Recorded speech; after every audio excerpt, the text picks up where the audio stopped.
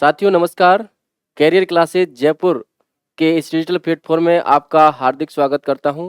मैं लाइब्रेरियन हितेंद्र चौधरी।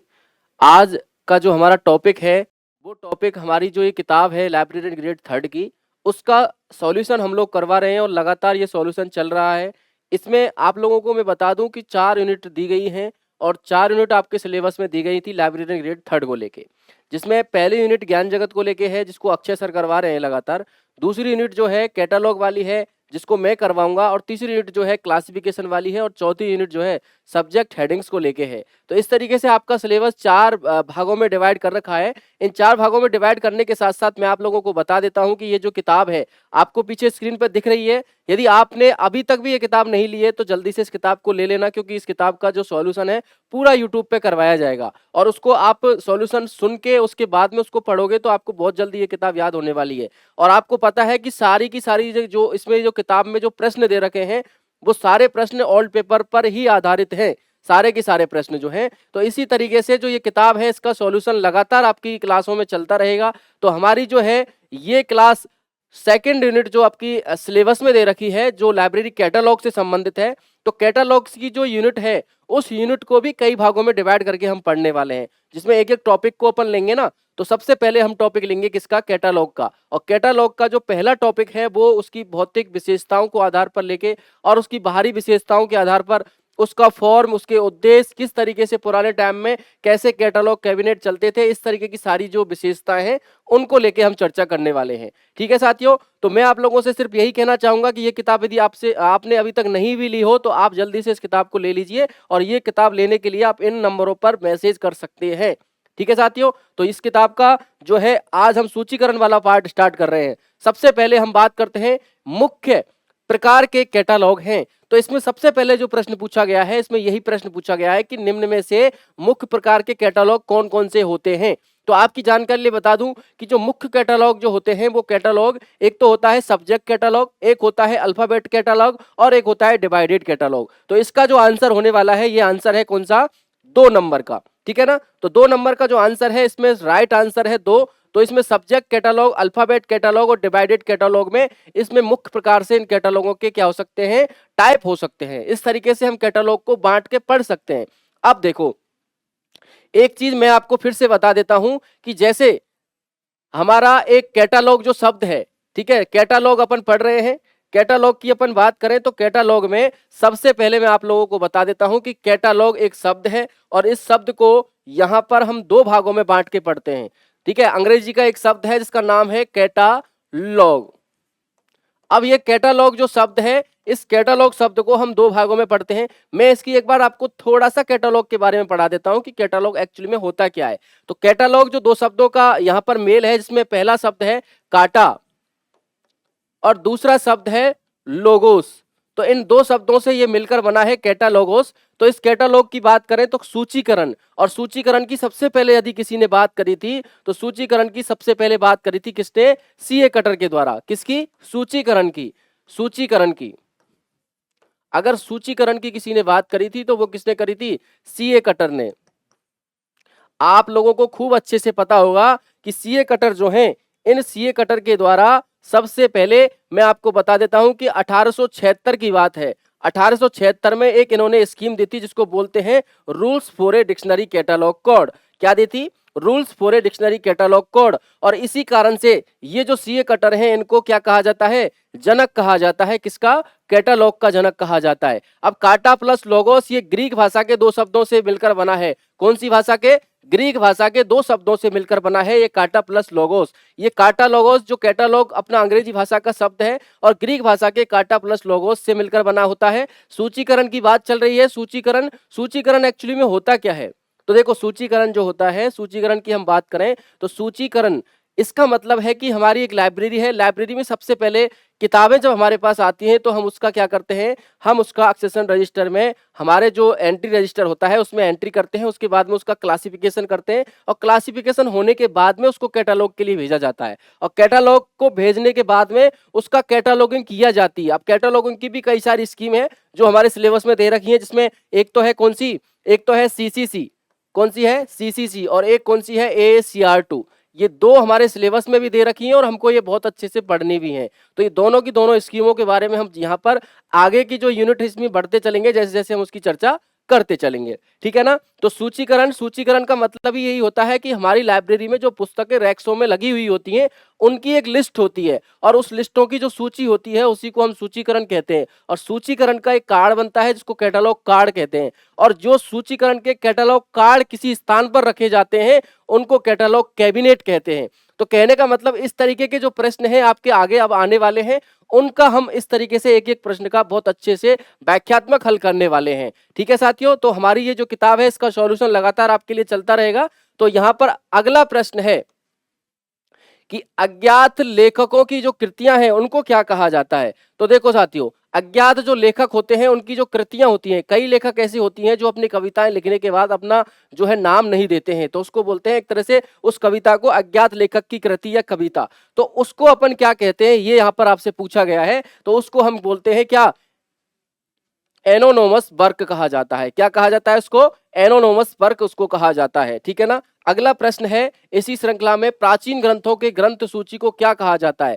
अब देखो, सबसे पहले मैं आपको बता देता हूं कि प्राचीन ग्रंथों की जो ग्रंथ सूची है, जैसे कि 1500 एडी से पहले के जो ग्रंथ हुआ करते थे उनको क्या कहा जाता था, है ना, उनको क्या कहा जाता था, मतलब प्राचीन ग्रंथों की जो सूची है उनको क्या कहा जाता था। तो उनको कहा जाता था इनक्लूबला। क्या कहा जाता था, इनकुबलूबला इसको कहा जाता था। किसको, प्राचीन ग्रंथों की जो ग्रंथ सूची होती है उसको ये कहा जाता था, ठीक है ना। तो अब इसकी हम बात करेंगे, तो इसमें हम लोग आपको बता देते हैं कि ये लैटिन भाषा का शब्द है। कौन सी भाषा का शब्द है, लैटिन भाषा का ये शब्द है। लैटिन भाषा का ये जो शब्द आपको दिया गया है ये आपका 1500 एडी से पहले की जो किताबें हुआ करती थी उनके लिए दिया गया है, ठीक है। अगला प्रश्न है इंकुनाबुला, ये जो किताबें हैं वही प्रश्न आया है। तो उससे पहले जो मुद्रित होती थी तो वो कौन से, उससे पहले मुद्रित होती थी 1500 जो एडी है उससे पहले की जो मुद्रित पुस्तकें होती थी उनको इंकुनाबुला कहा जाता था, ठीक है ना। उनको क्या कहा जाता था, इंकुनाबुला उनको कहा जाता था, ठीक है ना। अगला प्रश्न है इसी श्रृंखला में, सूचना एक वस्तु है क्योंकि इसमें निम्नलिखित गुण पाए जाते हैं, ठीक है ना। सूचना एक वस्तु है, इसमें निम्नलिखित गुण पाए जाते हैं। ये प्रश्न आपके लिए यहाँ पर दिया गया है, लेकिन ये जो प्रश्न है ये प्रश्न आपके इसमें नहीं है इस यूनिट में, इसलिए मैं इसको नहीं करवा रहा क्योंकि ये प्रश्न अदर कहीं जगह से टाइप हो चुका है, ठीक है साथियों। तो ये टेलीग्राम चैनल है आपका, ये टेलीग्राम चैनल लिस्टपीडिया नाम से है, आप इसको आज ही ज्वाइन कर सकते हो, है ना। ये जो टेलीग्राम जो चैनल हमारा बनाने का उद्देश्य था, इसको बनाने का उद्देश्य सिर्फ इतना ही है कि कोई भी आपकी लाइब्रेरी साइंस से रिलेटेड करंट अफेयर्स होती है, या अपन कह सकते हैं कि कोई भी नया पेपर होता है, या अपन कह सकते हैं कि कोई नई वैकेंसी की सूचना होती है, वो जानकारी सारी इस टेलीग्राम चैनल पर दी जाती है जिसका नाम है LIS पीडिया, जिसको लिस्टपीडिया के नाम से जाना जाता है। और यदि आपको यहाँ पर जो ये कैरियर क्लासेज जयपुर जो एप्लीकेशन दे रखा है उसमें कई सारी सूचनाएं आपको दी गई हैं, तो आप उसको भी डाउनलोड कर सकते हैं, ठीक है साथियों। अगला प्रश्न है, अगला प्रश्न है विषय सूचीकरण लेखक और शीर्षक प्रविष्टियों की तुलना में कम महत्वपूर्ण नहीं है, पूछा है ना। क्या पूछा है, क्या कहा है, विषय सूचीकरण जो हमारा, अब आपको मैं बता देता हूं कि जो सूचीकरण होता है, सूचीकरण को दो फॉर्म में पढ़ के चलते हैं, ठीक है ना। मैं आपको बता देता हूं कि सूचीकरण जो होता है इसको दो फॉर्म में पढ़ के चलते हैं, सूचीकरण। अब सूचीकरण को दो फॉर्म में पढ़ के चलते हैं जिसमें हम पहला पढ़ते हैं परंपरागत और दूसरा पढ़ते हैं अपरंपरागत। इस तरीके से हम दोनों इस सूचीकरण को भाग को पढ़ के चलते हैं।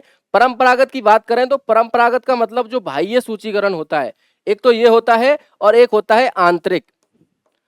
बाह्य और आंतरिक दोनों तरह से बात करेंगे परंपरागत में।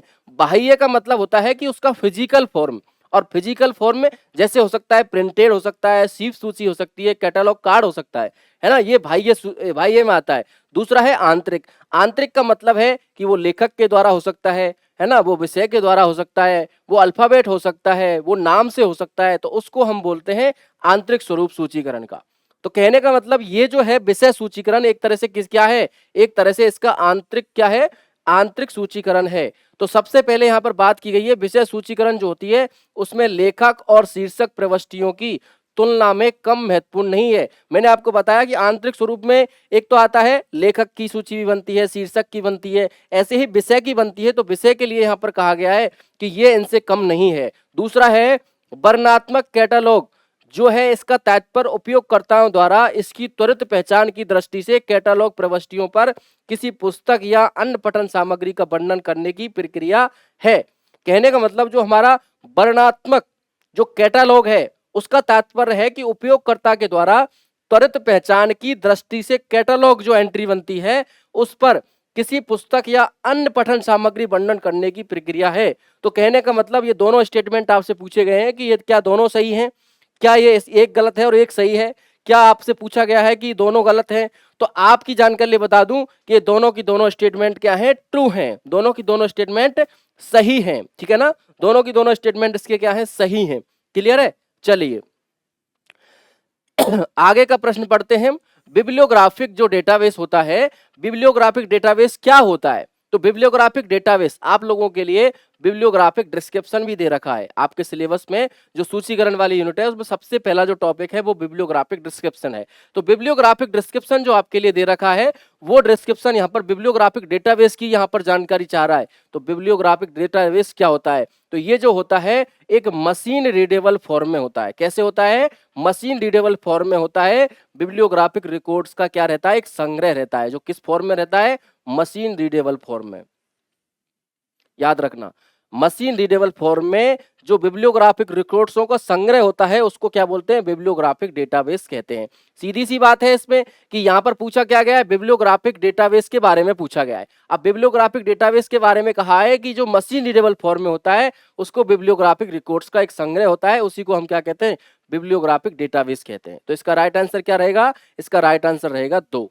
क्लियर है, चलिए अगला प्रश्न है, वर्गीकृत विषय सूची का हिस्सा निम्नलिखित में से कौन सा है? यहां पर पूछा क्या है? वर्गीकृत को लेके बात चल रही है। किसको? क्लासिफाइड को लेके बात चल रही है। तो वर्गीकृत विषय सूची का हिस्सा निम्नलिखित में से कौन सा है, ये आपसे पूछा गया है। तो यहां पर देखो, वर्गीकृत मतलब क्लासिफाइड, तो क्लासिफाइड की बात चल रही है। तो क्लासिफाइड के लिए यहां पर क्या क्या जानकारी दी गई है? एक तो होता है लेखक शीर्षक की फाइल होती है, दूसरा होता है पुस्तकालय वर्गीकरण के द्वारा व्यवस्थित विषय फाइल होती है, एक होती है विषय फाइल की वर्णानुक्रम मतलब अल्फाबेटिकल एक इंडेक्स बनी हुई होती है। तो कहने का मतलब जो वर्गीकृत विषय सूची जो होती है उसमें लेखक शीर्षक की फाइल होती है, उसमें क्या होता है कि जो पुस्तकालय का वर्गीकरण होता है उसके द्वारा विषय व्यवस्थित जो होती है विषय की फाइल होती है, उसमें क्या होता है कि विषय फाइल की जो एक वर्णानुक्रम जो अल्फाबेटिकल जो उसकी इंडेक्स बनती है वो भी होती है। तो ये सारी की सारी चीजें इस वर्गीकृत विषय सूची का एक क्या है? हिस्सा है, ठीक है ना। तो इसलिए इसका जो राइट आंसर है वो राइट आंसर क्या रहेगा? 4 इसका राइट आंसर रहेगा। अब देखो साथियों, ये जो है इसमें ज्यादा एक्सप्लेनेशन अपन नहीं कर सकते इसमें जो है हम ज्यादा एक्सप्लेनेशन नहीं कर सकते, इसलिए यहां पर इस प्रश्न के आगे बढ़ते हैं हम कि निम्नलिखित विशेषताओं के आधार पर जो व्यक्ति यहां पर दिया गया है उसकी पहचान करिए। कहने का मतलब यहां पर हमें कुछ विशेषताएं दी गई हैं। ये जो विशेषताएं इन चारों व्यक्तियों में से किससे ये विशेषता जुड़ी हुई है, तो वो यहां पर ये प्रश्न पूछा गया है। अब विशेषताओं की बात करें तो विशेषताओं में यहां पर देखिए जो कोड ऑफ कैटालॉगिंग जो नियम है, जो एक तरह से उसका अधूरा जो मसूदा बना था 1960 में, जिसको पेरिस सिद्धांतों के आधार पर यहां पर 1961 में इसको पब्लिश किया था। आप लोगों को पता होगा 12 रूल बने थे, है ना, 12 रूल बने थे जिनको पेरिस प्रिंसिपल कहा। क्या कहा था? पेरिस प्रिंसिपल कहा, पेरिस प्रिंसिपल जिनको कहा था, ठीक है ना। और पेरिस प्रिंसिपल ये कब हुआ था? 1961 में, है ना। ICCP international conference of catalogue वो जो बनी थी ना 1961 में, पेरिस में जो सम्मेलन हुआ था उसकी यहाँ पर बात चल रही है। तो यहाँ पर देखिए पेरिस सिद्धांत बने थे, ठीक है ना। अगला है कि उन्हें एक जोड़ जो नवीनीकृत करने का श्रेय दिया जाता है पुस्तकालय कैटालॉग में कार्य पर ये जो निर्भर करता है। कहने का मतलब यह है कि उन्हें एक जोड़ जो नवीनीकृत करने के लिए जो श्रेय उसको दिया जाता है। पुस्तकालय कैटलॉग में जो कार्य किए थे उसमें जो नवीनीकरण पर जो नवीनीकृत करने पर जो श्रेय उसको दिया गया, जो किसको दिया गया था, ठीक है ना। यहाँ पर अगली बात है कि एएलए ने उन्हें अपने सर्वोच्च मानक आजीवन सदस्य सम्मानित किया था। तो ALA आपको पता होगा, अमेरिकन लाइब्रेरी एसोसिएशन, है ना, अमेरिकन लाइब्रेरी एसोसिएशन। ये अमेरिकन लाइब्रेरी एसोसिएशन क्या करता है, ये एक सर्वोच्च मानक आजीवन सदस्य बनने का एक अवार्ड देता है। तो वो अवार्ड किसको दिया था, कहने का मतलब, अवार्ड का मतलब कि एक कह सकते हैं जैसे ILA है, ILA भी किसी को आजीवन सदस्य बनने की एक उपाधि दे देता है। ऐसे ही जो ALA है, ALA ने भी ये काम किया है। तो ALA के द्वारा भी ये काम किया गया, ये किस व्यक्ति के लिए किया गया, ये यहाँ पर प्रश्न पूछा गया है। तो तीन बातें हो गई हैं। पहली बात है पेरिस प्रिंसिपल को लेके, दूसरी बात जो है पुस्तकालय कैटलॉग में कार्य करने के लिए, उसका नवीनीकृत करने के लिए, तीसरी बात हो गई कि जो ALA के द्वारा उसको सर्वोच्च जो मादक आजीवन सदस्य जो सम्मानित किया था वो व्यक्ति कौन था, ये प्रश्न आपसे पूछा गया है। तो ये जो प्रश्न है इसमें कौन था, रिचार्ड पी था, है ना, कौन था उसमें, तो उसमें कौन था, उसमें सैमुअल ल्यूब्सकी था। ठीक है ना, आप लोगों ने इसका कैटलॉग से संबंधित नाम बहुत अच्छे से सुना होगा, सैमुअल ल्यूब्सकी। ठीक है ना, अगला जो है, अगला प्रश्न 10वें नंबर का, शब्दकोश प्रसूची का उपयोग करना काफी आसान है।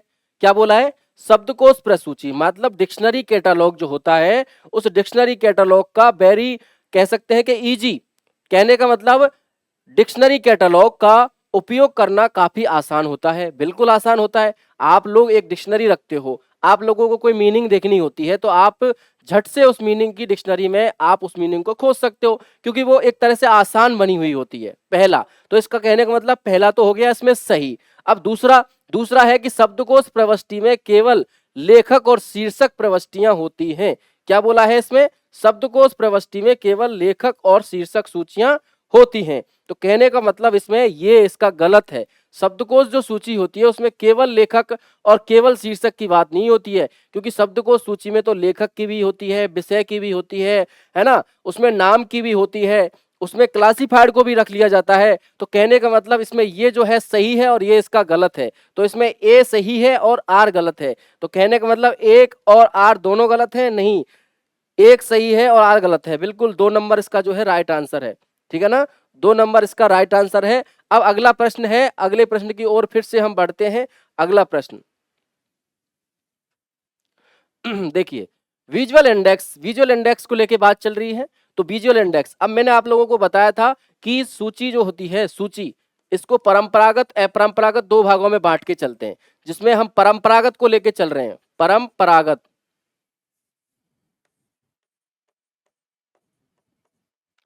अब परंपरागत में भी मैंने आपको बाह्य, है ना, फिजिकल फॉर्म और अपना आंतरिक फॉर्म बताया। जिसमें बाह्य फॉर्म की बात करें तो बाह्य फॉर्म में हम लोग पढ़ते हैं क्या, हम लोग पढ़ते हैं प्रिंटेड शीफ सूची, और दूसरा कौन सा है, प्रिंटेड शीफ सूची, और इसके बाद में कौन सी है, इसके बाद में है कार्ड। और इधर हम पढ़ते हैं नवीन में पढ़ते हैं कौन कौन सी, एक तो है हमारा विजुअल, दूसरा है हमारा माइक्रो, तीसरा है मार्क और चौथा है ओपेक। इस तरीके से इन दोनों को डिवाइड करके हम लोग पढ़ते हैं। तो कहने का मतलब यह है कि विजुअल जो इंडेक्स है, विजुअल इंडेक्स जिसमें परंपरागत और अपरंपरागत, ये तो परंपरागत की बात थी, लेकिन ये कौन सा है, अपरंपरागत।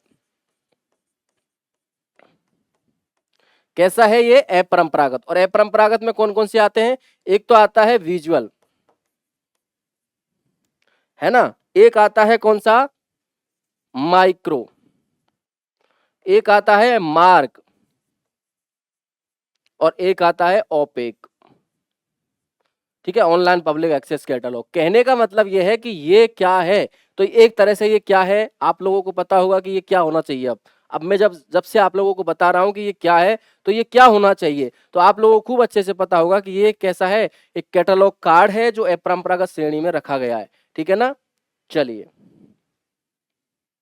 अगला प्रश्न है लोकस, है ना, लोकस का मतलब लोकल कैटलॉग सर्विस। कहने का मतलब आपसे अगर फुल फॉर्म भी पूछ ली जाए, यदि आपसे इसकी फुल फॉर्म भी पूछ ली जाए, अगर आपसे फुल फॉर्म भी पूछ ली जाएगी, तो लोकस की फुल फॉर्म है लोकल कैटलॉग सर्विस। अब लोकल कैटलॉग सर्विस जो है, ये लोकल कैटलॉग सर्विस यहां पर किसके द्वारा शुरू की गई है, ये आपसे प्रश्न पूछा गया है ना। तो ये आपसे प्रश्न पूछा गया है। तो आप लोगों की जानकारी के लिए बता दूं कि 1970 के दशक की बात है। कब की, 1970 के दशक की बात है, जब इस लोकस का निर्माण किया गया था। ठीक है ना। और ये कौन सी लाइब्रेरी के द्वारा शुरू की गई थी, तो ये ब्रिटिश लाइब्रेरी जो कहाँ पे है, लंदन में है, याद रखना कहाँ पे है, लंदन में है, और लंदन यूके। तो ये जो ब्रिटिश लाइब्रेरी है इसके द्वारा इस लोकस की सुविधा जो है शुरू की गई थी। ये क्या है, लोकल कैटलॉग सर्विस है। समझने की कोशिश करिए, लोकस को पीछा है। लोकस जो है कैसा है, एक तरह से क्या है, एक लोकल कैटलॉग सर्विस है। किसके द्वारा दिया गया है, ब्रिटिश लाइब्रेरी के द्वारा दिया गया है। ब्रिटिश लाइब्रेरी के द्वारा कब दिया गया था, 1970 के दशक में इस ब्रिटिश जो लाइब्रेरी है इसके द्वारा दिया गया था। क्लियर है यहां तक। चलिए आगे का प्रश्न है, कॉपी कैटलॉगिंग का तात्पर्य निम्न में से की गई कैटलॉगिंग से है। तो कहने का मतलब एक तरह से जो कॉपी की गई है किसकी, कैटलॉग की, तो उसका तात्पर्य किससे है। तो यहां पर जो आंसर दिया गया है कॉपी कैटलॉगिंग, तो कहने का मतलब इसका जो आंसर है ये आंसर रहेगा क्या, तीसरा इसका आंसर है, using cataloguing record for external source. तो देखो समझने की कोशिश करिए, आप लोगों को पूछा क्या है कि कॉपी कैटलॉगिंग, तो कहने का मतलब है कि ऐसा कैटलॉग जिसका जो रिकॉर्ड है वो एक्सटर्नल सोर्स से लिया गया है, मतलब बाहरी सोर्स से लिया गया है और उसकी कॉपी की गई है, तो उसको क्या कहा जाएगा, उसको कहा जाएगा कॉपी कैटलॉगिंग। मतलब बाहरी स्रोतों से जो कैटलॉगिंग है उसके रिकॉर्ड का उपयोग करना, क्या, बाहरी स्रोतों से,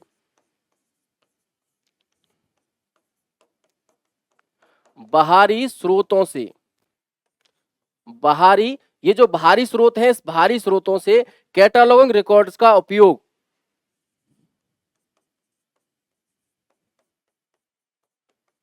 कैटलॉगिंग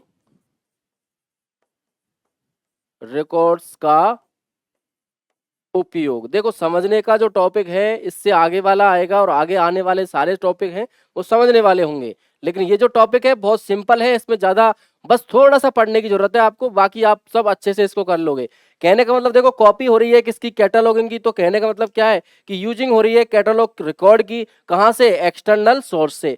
जो भी एक्सटर्नल सोर्स है, जो भी यहाँ पर बाहरी स्रोत है, उनका कैटलॉग रिकॉर्ड्स का उपयोग करना ही क्या कहलाता है, यहाँ पर कॉपी कैटलॉगिंग कहलाता है। क्लियर है। चलिए अगला प्रश्न है, original cataloguing refers to cataloguing. कहने का मतलब जो ओरिजिनल कैटलॉगिंग है, कहने का मतलब मूल सूचीकरण से तात्पर्य सूचीकरण है। क्या है इसका, मूल सूचीकरण से तात्पर्य सूचीकरण है, मूल सूचीकरण से तात्पर्य सूचीकरण है। ये आपसे प्रश्न पूछा गया है। कहने का मतलब जो मूल सूचीकरण होती है ना, जो ओरिजिनल कैटलॉग होता है वो एक तरह से कैसा कैटलॉग होता है, ये आपसे पूछा गया है। ठीक है ना, ये आपसे पूछा गया है, तो इसका जो राइट आंसर होगा वो राइट आंसर होगा ए। अब वो कैसे होगा, तो देखो done for a unique item, कैसा होता है, एक अद्वितीय आइटम होता है, for which there is no cataloguing record available. कहने का मतलब यह है कि किसी अद्वितीय वस्तु के लिए किया गया जिससे कोई भी एक सूचीकरण रिकॉर्ड उपलब्ध नहीं हो सकता, उसको क्या बोलते हैं, वो एक तरह से ओरिजिनल कैटलॉग होता है। ठीक है ना, तो ये इसका जो राइट आंसर है एक, इसमें क्या है, एक यूनिक आइटम होता है ना, यूनिक आइटम जिसका कैटलॉगिंग रिकॉर्ड अवेलेबल का। क्लियर है। चलिए अगला प्रश्न है, निम्नलिखित में से किस रूप में कैटलॉग सभी प्रविष्टियों, जिसमें लेखक की भी होती है, शीर्षक की भी होती है, विषय श्रृंखला भी होती है, उनके संबंधित संदर्भ एक सामान्य वर्णमाला में एक साथ व्यवस्थित है।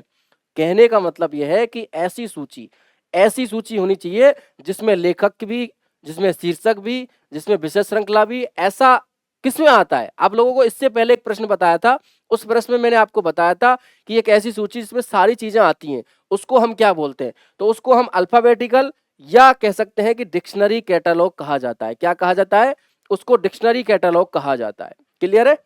और डिक्शनरी कैटलॉग का मतलब ही यही होता है कि जिसमें आपका शीर्षक हो, आपका लेखक हो, आपकी विषय हो, आपका नाम हो, ये सारी जो चीजें हैं एक साथ होके इन सारी चीजों का क्या होता है, इन सारी की सारी चीजों का एक तरह से अरेंजमेंट अल्फाबेटिकल होता है, तो उसको हम डिक्शनरी कैटलॉग कोड कहा जाता है। क्लियर है। चलिए अब देखो, किसी पुस्तक को सूचीबद्ध करने का मुख्य स्रोत क्या होता है, यदि हमारे पास एक किताब है और उस किताब को क्या करना है, उसको सूचीबद्ध करना है, और सूचीबद्ध करने के लिए मेन जो सोर्स रहेगा ना, वो मेन सोर्स क्या रहेगा? अब आप लोगों को बहुत अच्छे से पता है क्या सामग्री पृष्ठ रहेगी, आधा शीर्षक रहेगा, समर्पण पृष्ठ रहेगा, कौन सा पृष्ठ रहेगा, या शीर्षक पृष्ठ रहेगा? आप लोग बताइए इस प्रश्न को कि ऐसा कौन सा है जो उसको सूचीबद्ध करने के लिए। अब आपको खूब पता होगा कि आधा टाइटल जो होता है, हाफ टाइटल पेज, उससे कोई मतलब नहीं होता है। सामग्री जो कंटेंट होता है, कंटेंट पेजों से भी कोई मतलब नहीं होता है। और अपना ये जो होता है समर्पण पृष्ठ, इससे भी कोई मतलब नहीं होता है। तो किसी पुस्तक को सूचीबद्ध करने का मुख्य स्रोत क्या होता है? देखो, कई प्रश्न ऐसे होते हैं जिन प्रश्नों का उत्तर हम अपने दिमाग से, अपने सेंस से भी दे सकते हैं। जैसे कि ये प्रश्न है, इस प्रश्न में ज्यादा कुछ खास बात नहीं है। पूछा क्या है, सिर्फ यही पूछा था कि सूचीबद्ध करने का जो मेन सोर्स होता है वो क्या होता है। तो आपको खूब अच्छे से पता है कि टाइटल पेज जो होता है, सबसे अच्छा और सबसे मेन जो सोर्स होता है वो टाइटल पेज ही होता है। ठीक है ना? आपके कई सोर्स होते हैं जिसमें टाइटल पेज हुआ, हाफ टाइटल पेज हुआ, उसके लेखक हुए, कोलैबोरेटर हुए, बहुत सारी चीजें होती है। लेकिन जो टाइटल होता है वो सबसे मेन सोर्स होता है एक तरह से किसी किताब के लिए। क्लियर है? चलिए, अब एक व्यक्ति है जिनका नाम है सैम्यूल ल्यूब्स्की, जिनका नाम किस कार्य से जुड़ा हुआ है? आप लोगों ने इससे पहले इनकी विशेषताएं सुनी थी। एक प्रश्न आया था, उसमें पेरिस प्रिंसिपल्स को लेके, है ना, उसमें कई सारी विशेषताएं थी, है ना। तो उन विशेषताओं के साथ साथ यहाँ पर ये जो है नाम किससे जुड़ा है, आपको खूब अच्छे से पता है। तो ये नाम किससे, कैटलॉग से जुड़ा है, सूचीकरण से जुड़ा है ना। ये किससे जुड़ा है, सूचीकरण से जुड़ा है। अगला प्रश्न है, लाइब्रेरी कैटलॉग कार्ड विशेष रूप से डिजाइन किए गए दराजों में रखे जाते हैं, जिन्हें क्या कहा जाता है? अब आप देखिए, एक प्रश्न पूछा गया है जिसका नाम है कि लाइब्रेरी कैटलॉग कार्ड। मैंने आपको बताया था कि एक कैटलॉग कार्ड होते हैं। जैसे मान लीजिए हमारा ये एक कार्ड है, ठीक है ना, ये कार्ड होता है। इसकी आकृति क्या होती है? आकृति इसकी होती है 5x3, 5x3 इंच में, ठीक है ना। तो इस कार्ड को रखा कहाँ जाता है लाइब्रेरी में? अगर जिसको जहां रखा जाता है तो उसको कहा क्या जाता है? तो मैं आपकी जानकारी लिए बता दूं कि उसको कहां रखा जाता है, उसको रखा जाता है अपने किसमें, डिस्प्ले रैक में। क्या, किसमें? डिस्प्ले रैक में, जिसको कार्ड कैबिनेट भी कहा जाता है। मैं एक बार बता देता हूं आप लोगों को क्या कहा जाता है। देखिए, ये जो है ना, ये इस तरीके से इन कार्डों को इनमें रखा जाता है, और इस रखने के स्थान को क्या कहा जाता है? इस रखने के स्थान को ही क्या कहा जाता है? कार्ड कैबिनेट कहा जाता है। अब ये जो होते हैं वो इस तरीके से होते हैं, देखो इस तरीके से लगे हुए होते हैं। इसको ऐसे इसमें लगा देते हैं और ऐसे इन कार्डों का अरेंजमेंट किया जाता है। ठीक है ना? ये लाइब्रेरी कैटलॉग है। इस लाइब्रेरी कैटलॉग को आप इस तरीके से भी देख सकते हैं। देखो, इसको भी देख लो, ऐसे एक रैक्स ही होती हैं, इन रैक्सों के अंदर इन रैक्सों को रखा जाता है। ठीक है ना? इस तरीके से ये कैटलॉग कार्ड होते हैं। क्लियर है? चलिए, आगे का प्रश्न है हमारा, पुस्तकालय कैटलॉग के संबंध में निम्नलिखित में से कौन सा कथन सही पूछा है आपसे, है ना। तो सही कौन सा है? तो सही कौन सा है? कैटलॉगिंग पाठकों को पुस्तकालय संसाधनों से आवश्यक सामग्री प्राप्त करने में मदद करती है। जो कैटलॉग बनती है ना, वो पाठकों को पुस्तकालय संसाधनों से आवश्यक सामग्री प्राप्त करने में मदद करती है, पहला। दूसरा है, इस प्रकार कैटलॉग पुस्तकालय संग्रह का दर्पण है और पुस्तकालय सामग्री तक पहुंच प्रदान करती है। तो कहने का मतलब, दो स्टेटमेंट आपको दिए गए हैं, और दोनों स्टेटमेंटों की अपन बात करें तो दोनों की दोनों जो स्टेटमेंट हैं, ये दोनों की दोनों स्टेटमेंट इसके सही हैं। कारण क्या है कि देखो, कैटलॉगिंग जो होता है पाठकों को, जो हम कैटलॉग कार्ड बनाते हैं वो पाठकों को पुस्तक, हालांकि जो कैटलॉग कार्ड होते हैं ज्यादातर जो है लाइब्रेरी स्टाफ के लिए काम में लिए जाते हैं, लेकिन फिर भी यहाँ पर पाठकों को पुस्तकालय संसाधनों से आवश्यक सामग्री प्राप्त करने के लिए भी ये उपयोगी होते हैं। क्या? Catalogue card. दूसरा है कि यदि अगर उपयोगी है तो इस प्रकार के कैटलॉग जो होते हैं पुस्तकालय संग्रह, जो हमारा लाइब्रेरी का जो कलेक्शन है उसका एक दर्पण है, बिल्कुल दर्पण है। आप लोग इस कैटलॉग कार्ड के माध्यम से पूरी लाइब्रेरी में पता लगा सकते हो कि वो किताब कहाँ रखी है। यदि आपको उसका लेखक, उसका नाम, उसका शीर्षक, मतलब कुछ भी आप लोगों को उस किताब का याद है, तब भी आप इन कैटलॉग के माध्यम से, कैटलॉग कार्ड के माध्यम से आप लोग उस किताब की खोज कर सकते हैं। क्लियर है? तो कहने का मतलब यहाँ पर क्या है कि इस प्रकार कैटलॉग पुस्तकालय संग्रह का दर्पण होता है। क्या होता है? एक तरह से दर्पण होता है, उसका आईना होता है। पुस्तकालय सामग्री तक पहुंच प्रदान कराता है। तो इसमें क्या है, इसमें दोनों की दोनों सही हैं, ए तथा दोनों क्या है, सही हैं, ठीक है ना, इसमें ए तथा दोनों सही हैं। चलिए अगला प्रश्न है, देखो जो हमारा सेंटर कैटालॉग जो होता है, केंद्रीकृत सूचीकरण जो होती है, वो क्या होता है। अब आप लोगों की जानकारी के लिए मैं थोड़ा सा बता देता हूं कि जैसे मान लीजिए हमारे राजस्थान में एक यूनिवर्सिटी है, राजस्थान यूनिवर्सिटी। तो राजस्थान यूनिवर्सिटी की जो लाइब्रेरी है वो मेन लाइब्रेरी है, और उस लाइब्रेरी के साथ साथ में कई सारी और भी 4-5 लाइब्रेरियां हैं। अब वो अलग अलग डिपार्टमेंट की अलग अलग लाइब्रेरी है। कहने का मतलब ये होता है कि जैसे एक सेंटर में लाइब्रेरी होती है और उस सेंटर के चारों ओर की जो लाइब्रेरी होती है, तो वो लाइब्रेरी भी उस लाइब्रेरी से जुड़ी हुई होती है। तो उनका एक ही हम सूचीकरण बना लेते हैं, एक ही सूची बना लेते हैं। उस चीज को ही हम क्या कहते हैं, उस चीज को ही हम केंद्रीकृत सूचीकरण कहते हैं। क्या कहा जाता है उसको, उसको ही हम क्या कहते हैं, केंद्रीकृत सूचीकरण कहते हैं। तो कहने का मतलब इसमें क्या रहा है, इसमें जो है कि किसी केंद्रीय संगठन द्वारा दस्तावेजों का सूचीकरण। तो केंद्रीय संगठन कौन हो गया, राजस्थान यूनिवर्सिटी। मान लो उदाहरण दे रहा हूं मैं, और राजस्थान यूनिवर्सिटी में एक लाइब्रेरी साइंस का जो है सेक्शन है ना, एक पॉलिटी का सेक्शन है ना, एक हिस्ट्री का सेक्शन है। तो कहने का मतलब इन सारी जो लाइब्रेरी है, इनकी अलग अलग डिपार्टमेंटों की जो लाइब्रेरी है, वो लाइब्रेरी सब इस लाइब्रेरी से जुड़ी हुई होती है, जो उसके मेन कैंपस की लाइब्रेरी होती है, जो सेंट्रल लाइब्रेरी जिसको कहा जाता है। तो ये सब लाइब्रेरी इससे जुड़ी हुई होती है। तो कहने का मतलब सिर्फ मैं उदाहरण दे रहा हूं आप लोगों को ठीक है ना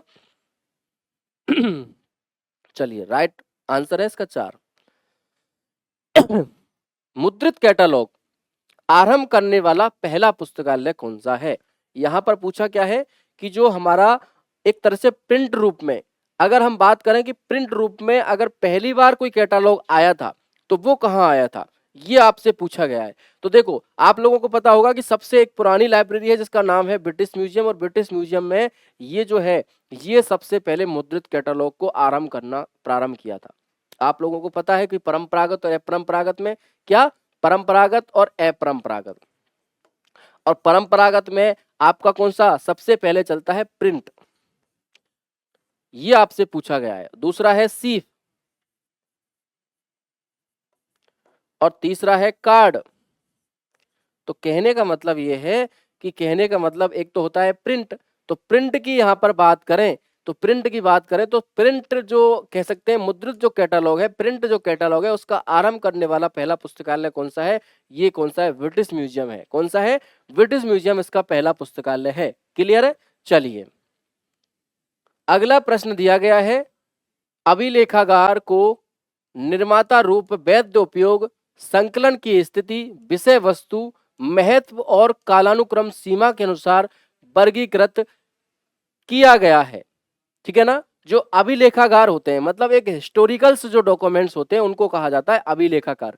उनके निर्माण के लिए वैध उपयोग, संकलन की स्थिति, है ना, वैध उपयोग और संकलन की स्थिति, विषय वस्तु, महत्व और कालानुक्रम सीमा के अनुसार वर्गीकृत किया गया है।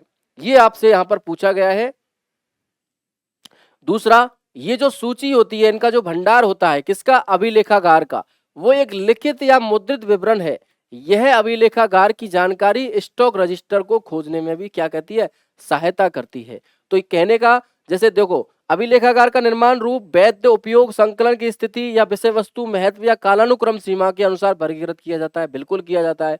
सूची भंडार अभिलेखागार का एक लिखित और मुद्रित विवरण है। यह अभिलेखागार की जानकारी या स्टॉक रजिस्टर खोजने में सहायता करता है। ठीक है। तो ये दोनों की दोनों इसके सही हैं। ठीक है ना, दोनों की दोनों कथन सही है, मतलब एक कथन भी सही है और इसका दो कथन भी सही है। तो दोनों कथक, एक और दो, दोनों की दोनों इसके राइट आंसर हैं। ठीक है ना, इसके राइट आंसर हैं।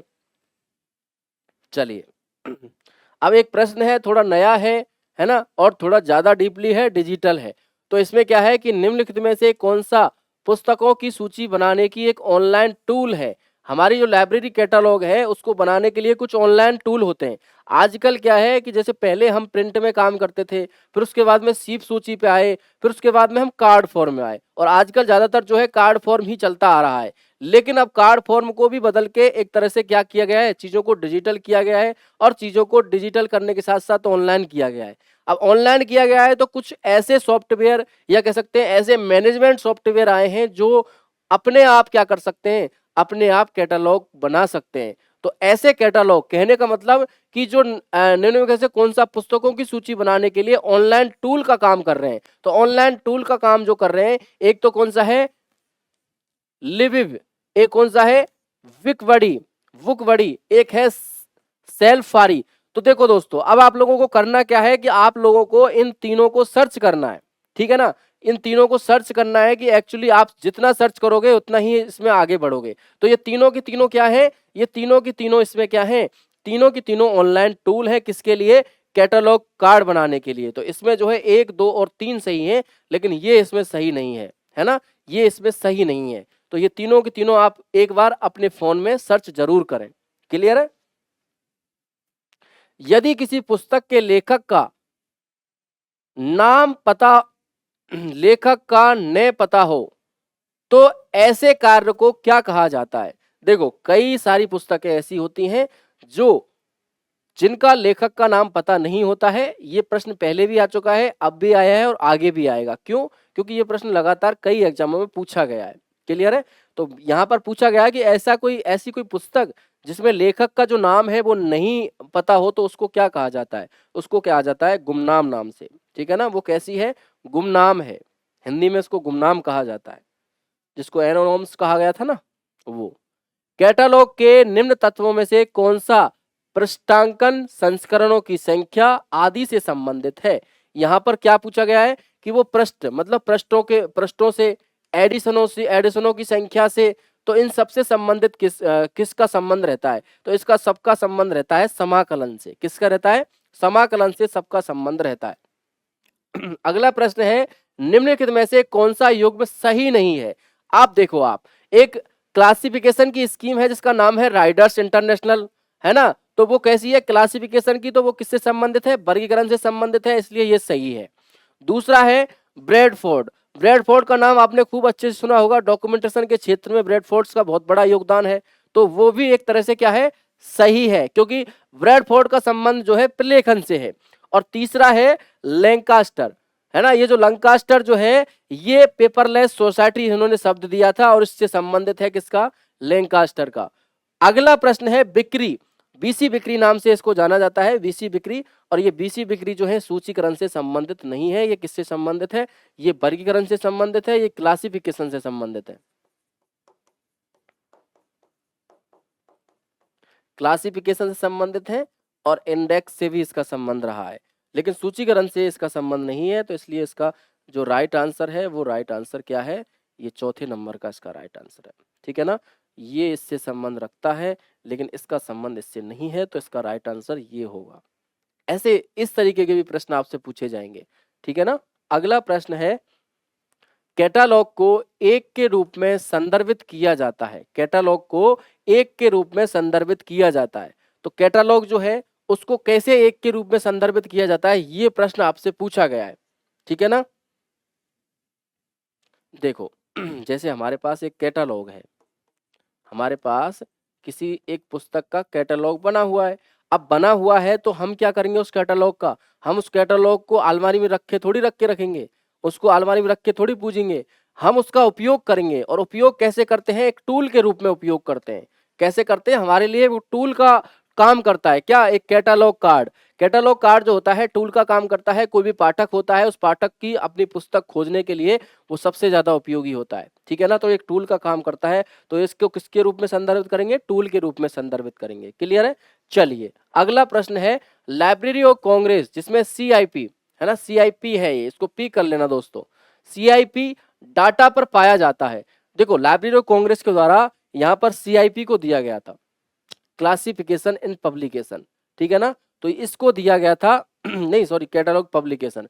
तो इसका यहाँ पर लाइब्रेरी ऑफ कांग्रेस का जो सीआईपी है उसका जो डाटा है वो किस पर पाया जाता है, ये यहाँ पर पूछा गया है। तो ये शीर्षक के, दस्तावेज के शीर्षक पृष्ठ पर पाया जाता है या शीर्षक पृष्ठ के पीछे पाया जाता है ना। आप लोग बताइए इसका आंसर कि किस में ये चीज जो है पाई जाती है। या फिर पुस्तक के पीछे के आवरण पर पाया जाता है, या फिर जैकेट पुस्तक के आवरण के पीछे पाया जाता है। अब देखो, सबसे पहले बात होती है मेन पेज की। हमारे पास एक किताब है और उस किताब का जो मेन पेज है, उस मेन पेज में टाइटल भी लिखा होता है ना? क्या लिखा होता है? टाइटल लिखा होता है। उसी में लेखक का नाम लिखा होता है ना? उसी में सारी जानकारी लिखी होती है, तो उसी में ही सीआईपी जो है जानकारी उसकी मिलती है ना? उसकी जानकारी कहाँ पे मिलती है? दस्तावेजों के शीर्षक पृष्ठ से मिलती है। लाइब्रेरी ऑफ कांग्रेस का जो सीआईपी डाटा है वो दस्तावेजों के शीर्षक पृष्ठ पर पाया जाता है। क्लियर है? Subject catalogue. अब आप देखिए, सब्जेक्ट कैटालॉग जो है वो हेडिंग्स एंड स्ट्रक्चर नामक पुस्तक के लेखक कौन है? अब आप लोगों ने एक क्लासिफिकेशन की स्कीमों में सब्जेक्ट क्लासिफिकेशन भी देखा होगा, है ना? सब्जेक्ट क्लासिफिकेशन भी देखा होगा आपने, जेडी ब्राउन के द्वारा दी गई थी। लेकिन यहाँ पर बात किसकी चल रही है? सब्जेक्ट कैटालॉग की बात चल रही है। तो सब्जेक्ट कैटालॉग जो नाम की पुस्तक है, इसके लिए यहाँ पर पूछा गया कि सब्जेक्ट कैटालॉग नाम की जो पुस्तक है वो कब आई थी? पहली बात तो वो आई थी 1960 में। और ये दी किसके द्वारा दी गई थी? तो ये ई.जे. कोटस के द्वारा दी गई थी। क्या? Subject catalogue. दोनों में अंतर देख लेना, एग्जाम में प्रश्न आए दोनों को देख लेना कि सब्जेक्ट कैटालॉग है कि सब्जेक्ट क्लासिफिकेशन है। यदि सब्जेक्ट कैटालॉग है तो ई.जे. कोटस 1960 है और इसी को उल्टा कर लेना 60 को। और ये एससी जो है सब्जेक्ट क्लासिफिकेशन वो जेडी ब्राउन है। क्लियर है? चलिए आगे का प्रश्न है इसी में। अज्ञात या संदिग्ध लेखक जो हैं उनकी पुस्तकों को क्या कहा जाता है? आप लोग बहुत अच्छे से इसको कई बार पढ़ते आ रहे हो, तो उनको क्या कहा जाता है? एपोक्राइफल पुस्तक कहा जाता है। क्या कहा जाता है? एपोक्राइफल इसको पुस्तक को कहा जाता है। अज्ञात और संदिग्ध जो लेखक हैं उनको एपोक्राइफल पुस्तक कहा जाता है। तीसरी चौथी बार ये प्रश्न आ चुका है। छद्मनाम। अब देखो, स्यूडोनेम इनको कहा जाता है, इंग्लिश में स्यूडोनेम इनको कहा जाता है। और ये क्या होता है? एक तरह से ये काल्पनिक नाम होता है। पहली बात तो मैं आपको बता देता हूँ कि काल्पनिक नाम होता है। जैसे आप लोगों ने कई बार देखा होगा कि मुंशी प्रेमचंद आप लोगों ने बहुत अच्छे से सुना होगा, लेकिन उनका जो वास्तविक नाम था वो अलग ही था। पता है ना आपको? तो ऐसे ही उनका जो है वो काल्पनिक नाम और वास्तविक नाम में इस तरीके से अंतर हम जान सकते हैं, है ना? जैसे आप लोगों का नाम घर पे क्या है? आप लोगों का घर का नाम जो है कुछ और है और आपको कुछ लोग जो है अलग ही नाम से पुकारते हैं। तो वो आपका एक तरह से वो जो पुकारते हैं वो उसका स्यूडोनेम है, और जो घर पे जो नाम है, जो रियल डॉक्यूमेंट नाम है, वो आपका रियल नेम होता है। तो जो छद्म नाम होता है, स्यूडोनेम जो होता है, वो एक तरह से एक काल्पनिक नाम होता है। क्लियर है? चलिए, ये प्रश्न आते हैं एग्जाम में, ध्यान रखना। कोडोन, कोडोन का संबंध किससे है? तो कोडोन का संबंध सीधा सीधा सीरियल से होता है। जो सीरियल्स होते हैं, हमारी पत्र पत्रिकाएं होती हैं, उनसे संबंध इस कोडोन का होता है। अब एक बात आती है इंडिकेट की। अब ये जो है इंडिकेट, ये किसका online union catalogue of libraries के लिए है? इंडिकेट, इंडिकेट का मतलब है, पहली बात तो इंडिकेट को अगर फुल फॉर्म में अपन देखें तो इंडियन कैटलॉग, पहली बात। दूसरी बात, इस इंडिकेट को दिया किसके द्वारा था? इनफिल्मनेट के द्वारा। किसके द्वारा दिया था? इनफिल्मनेट के द्वारा इस इंडिकेट को दिया गया था। तो कहने का मतलब इंडिकेट जो है, इस इंडिकेट की हम बात करें तो इंडिकेट जो है इनफिल्मनेट के द्वारा दिया गया था। और ये क्यों दिया गया था? क्योंकि भारतीय विश्वविद्यालयों की जितनी भी पत्र पत्रिकाएं होती है, उनका एक तरह से यूनियन कैटलॉग होता है। कैसा होती है? एक संघ सूची होती है, एक संघ सूची होती है, एक यूनियन कैटलॉग होता है ना? संघ सूची होती है किसकी? अपने भारतीय विश्वविद्यालय, अपनी इंडियन यूनिवर्सिटी। देखो, एक ऑप्शन इसमें और दिया गया है, भारतीय विश्वविद्यालय और महाविद्यालय। तो मैं आपकी जानकारी बता दूं कि ये सिर्फ यूनिवर्सिटियों के लिए है, ये कॉलेजों के लिए नहीं है। तो ये जो आंसर है इसका भारतीय विश्वविद्यालय ही होगा। कई बार हम इसमें कंफ्यूज हो जाते हैं कि इंडिकेट जो है इसमें यूनिवर्सिटी है तो शायद कॉलेज भी होगा, लेकिन कॉलेज नहीं होता है। आप लोगों को जानकर बता दूं कि भारतीय विश्वविद्यालय ही इसमें होता है। चलिए, अगला है, कैटलॉग शब्द निम्न में से किस ग्रीक शब्द से मिलकर बना है? तो आप लोगों को मैंने कई बार बताया है, शुरू में मैंने आपको शुरुआत भी इसी से की थी कि कैटा प्लस लोगोस, कैटा प्लस लोगोस इस शब्द से मिलकर बना है कैटालॉग। ठीक है ना? कैटा प्लस लोगोस इस शब्द से मिलकर बना है कैटालॉग। क्लियर है? तो ये इसमें काटा प्लस लोगोस, काटा प्लस लोगोस, ये सही रहेगा। क्लियर है? चलिए, अगला प्रश्न है कि यदि एक कैटालॉग विभिन्न पुस्तकालयों के संग्रह का प्रतिनिधित्व करता है, जब उसको क्या कहा जाता है? तो उसको कहा जाता है संघीय सूची, यूनियन कैटलॉग। अब आप समझने की कोशिश करिए कि देखो, 2 या 2 से अधिक पुस्तकालय मिलकर एक कैटलॉग का निर्माण करते हैं। जैसे क्या होता है एक्चुअली में कि आप जैसे किसी कैटलॉग का एक निर्माण कर रहे हैं, अब आपको दूसरी कोई यूनिवर्सिटी आपके पास में ही है या फिर दूसरा कोई भी पुस्तकालय आपके पास में है, उनको भी कैटलॉग की जरूरत पड़ रही है, तो वो आपसे उस कैटलॉग का साझा कर लेंगे, या फिर 3-4 पुस्तकालय मिलकर अपना एक ही कैटलॉग बना लेंगे, तो वो उसको बोला जाता है यूनियन कैटलॉग। उससे क्या होता है, खर्चा भी बचता है और उससे समय भी बचता है। तो कहने का मतलब ये है कि जो ऐसे कैटलॉग जो एक कैटलॉग विभिन्न पुस्तकालयों के संग्रह का प्रतिनिधित्व करता है, उसी को क्या कहा जाता है, यूनियन कैटलॉग कहा जाता है। क्लियर है? चलिए, अगला है ए नोटेशन। ए नोटेशन क्या है? एक प्रकाशक के पुस्तक की खूबियां, एक पुस्तक का सारांश या किसी प्रकाशन की, कह सकते हैं कि ये जो है ए नोटेशन का सीधा सीधा मतलब होता है कि प्रकाशन की जो विशेष खूबियां है ना, उसको लेके है ए नोटेशन। ठीक है ना? मतलब क्या होता है कि ए नोटेशन का मतलब एक तरह से टिप्पणी होता है, और टिप्पणी में हम क्या करते हैं, उसकी खूबियां ही लिखते हैं। तो ए नोटेशन मतलब जो प्रकाशन होता है उसकी खूबियां, उसको कहा जाता है ए नोटेशन मतलब टिप्पणी। क्लियर है?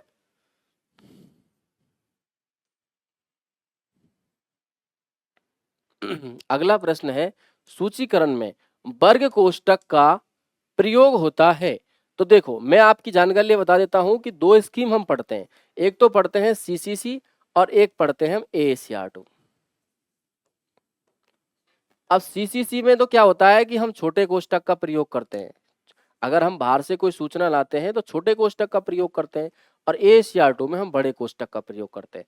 तो यहाँ पर जो कोष्ठक की बात हो रही है, बड़ा कोष्ठक है, तो बाहर से ली गई सूचना को अनुलग्न करने के लिए, है ना, इस बड़े कोष्ठक का प्रयोग किया जाता है। जैसे हम एएसीआर2 और सीसीसी की एंट्री बनाते हैं, और एएसीआर2 और सीसीसी की जब हम एंट्री बनाते हैं तो हम लोग क्या करते हैं, हम लोग यदि कोई बाहर से सूचना लेनी पड़ रही हो, हमारे जो किताब है उस किताब के टाइटल पर वो सूचना नहीं दी गई है और हमको बाहर से वो सूचना ली जा रही है, तो अगर हम किसी सूचना को बाहर से ले रहे हैं तब उसका हम क्या करते हैं, बड़े कोष्ठक में उस सूचना को लिखते हैं। तो कहने का मतलब एएसीआर2 में तो ये बड़ा चलता है और छोटे चलता है सीसीसी में।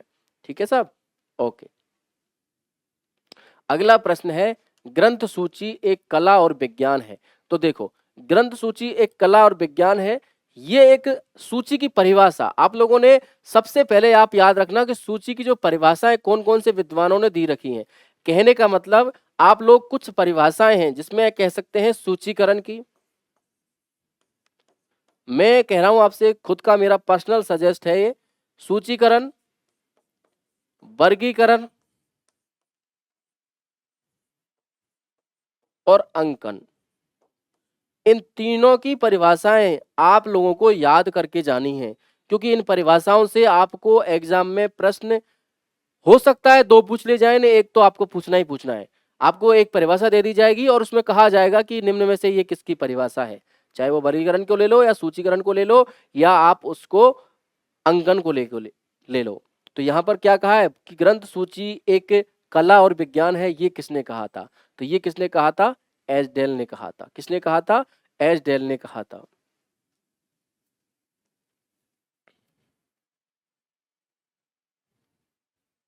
अगला है, निधानियों पर ग्रंथों की व्यवस्था का सबसे अधिक और उपयुक्त तरीका कौन सा है?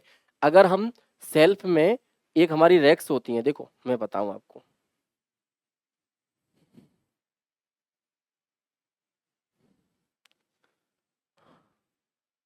लाइब्रेरी की कुछ रैक्स होती हैं, है ना,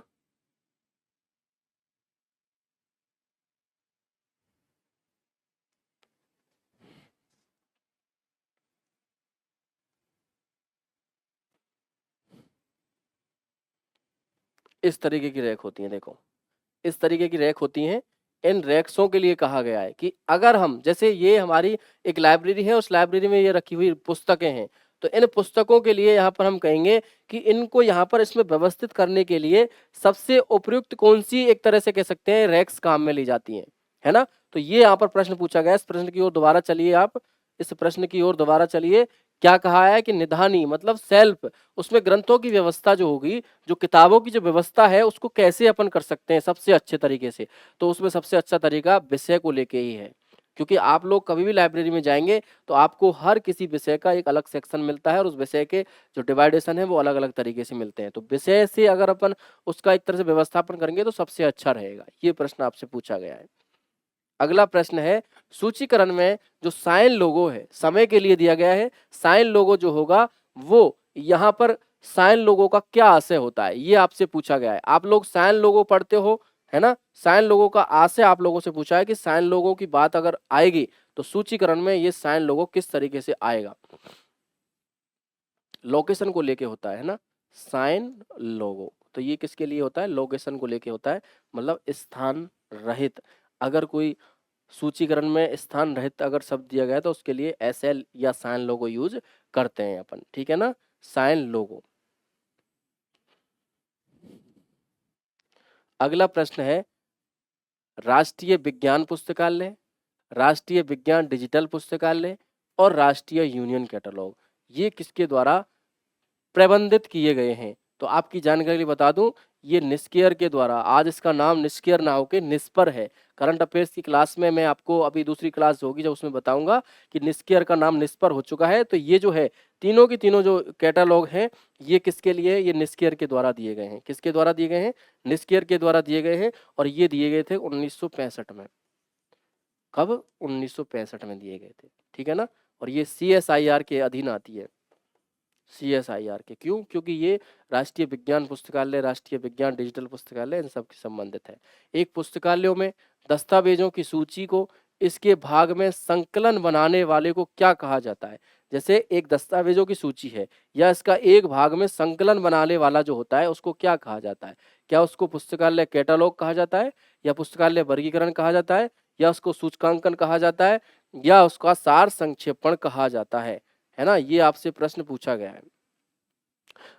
तो देखो, एक पुस्तकालय में दस्तावेजों की सूची, सूची का मतलब कैटालॉग हो रहा है, और कैटालॉगों को बनाने वाले को क्या कहा जाएंगे, उसको पुस्तकालय कैटालॉग कहा जाता है, ठीक है ना। क्या कहा जाता है, पुस्तकालय कैटालॉग उसको कहा जाता है। क्लियर है।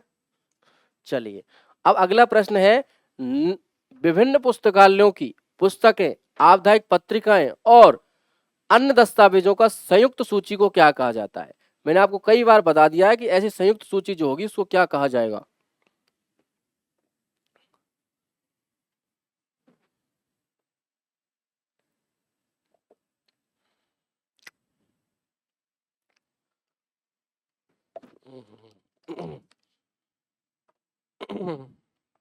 देखो, कई सारे पुस्तकालय, मैंने आपको परिभाषा पहले भी बता दी है कि कई सारे पुस्तकालय हैं, उनमें क्या है, पुस्तकें हैं, और उसमें क्या है, पत्र पत्रिकाएं भी हैं और अन्य दस्तावेज भी हैं। तो उनका संयुक्त अगर सूची बनाएंगे तो उसको क्या कहेंगे, उसी को कहते हैं हम यूनियन कैटलॉग। क्या कहेंगे उसको, यूनियन कैटलॉग कहेंगे। क्लियर है। चलिए, अगला प्रश्न है, NUCSSI का मतलब क्या है।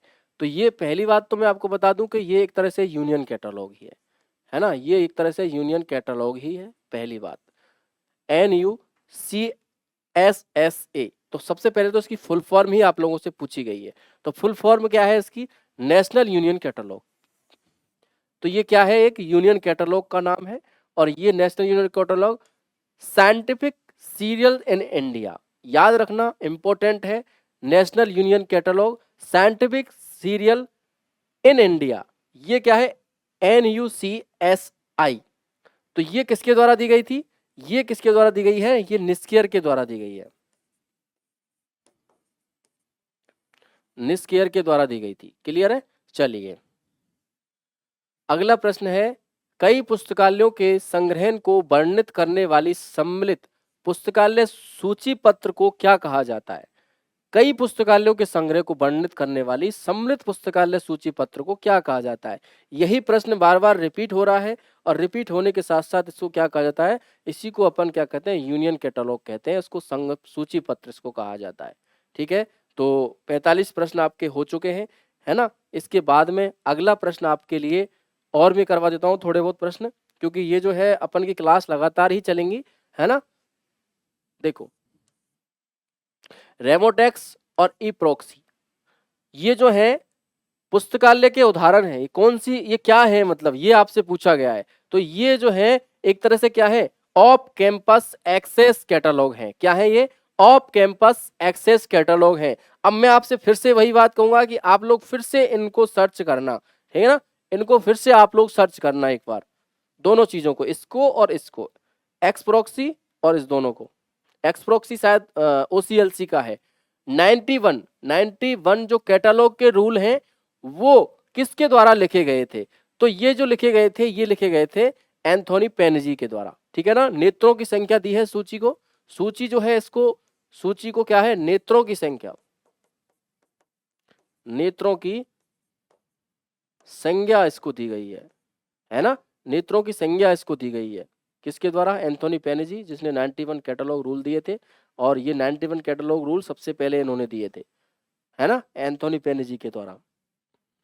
अगला है यूनिट कार्ड सिद्धांत। ये किससे संबंधित है, जो यूनिट कार्ड होता है, ये यूनिट कार्ड सिद्धांत किससे संबंधित होता है, ये प्रश्न आपसे पूछा गया है।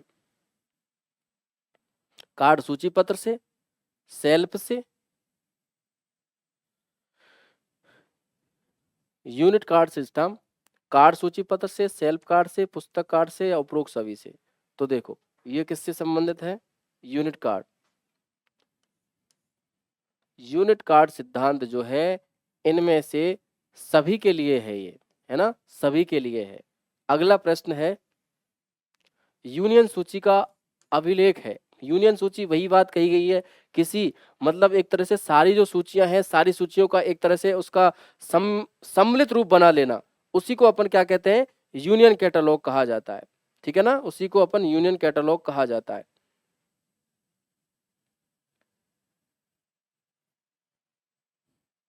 किसी संघ शासित प्रदेश में रहने वाले पुस्तकालय, बिल्कुल नहीं। पुस्तकालय के किसी ग्रुप में उपलब्ध पत्रिकाएं, बिल्कुल ये सही है, क्योंकि किसी संघ में शासित, ये तो सब फालतू की बातें हैं। इसमें पुस्तकालय के किसी ग्रुप में उपलब्ध जो पत्रिकाएं होंगी, पुस्तकें होंगी, उन सारी का सारी जो पुस्तक, पत्रिकाएं, डॉक्यूमेंट्स, इससे पहले एक प्रश्न आया था याद हो तो, उन सबका एक सम्मिलित रूप ही क्या कहलाता है, यूनियन कैटलॉग कहा जाता है ना। उसका क्या कहा जाता है, यूनियन कैटलॉग कहा जाता है। इसमें सेल्फ कार्ड होगा, याद रखना, सेल्फ कार्ड होगा इसमें राइट आंसर।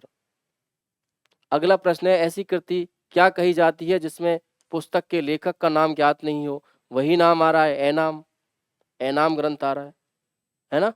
तो ये 50 प्रश्न आपके पूरे हो चुके हैं। आगे के जो प्रश्न है आपकी आगे की क्लास में हम लोग करवाएंगे। और ये जो क्लास है ये सूचीकरण को लेके है। ज्ञान जगत की क्लास आपकी अलग चल रही है, सूचीकरण की अलग चल रही है ना। इस तरीके से आपकी क्लासें हो रही हैं। अगर ऐसा होगा तो सबकी प्लेलिस्ट जो है ज्ञान जगत की अलग बना देंगे, सूचीकरण की अलग बना देंगे। ऐसे करके जो आपकी क्लासें हैं लगातार चल रही हैं। आप लोग बहुत अच्छे से तैयारी कर रहे हैं, बहुत अच्छा जो है आप सब लोग, अच्छा रेस्पॉन्स आप लोगों का इस चैनल पे आ रहा है। और इसी तरीके से आपका रेस्पॉन्स हमेशा रहना चाहिए। और आपकी जो क्लास है, हमारी रेगुलर क्लास इस तरीके से ही रहने वाली है। ठीक है साथियों, तो बहुत बहुत धन्यवाद आपका इस क्लास के लिए। आगे की क्लास के लिए आप तैयार रहें। Thank you.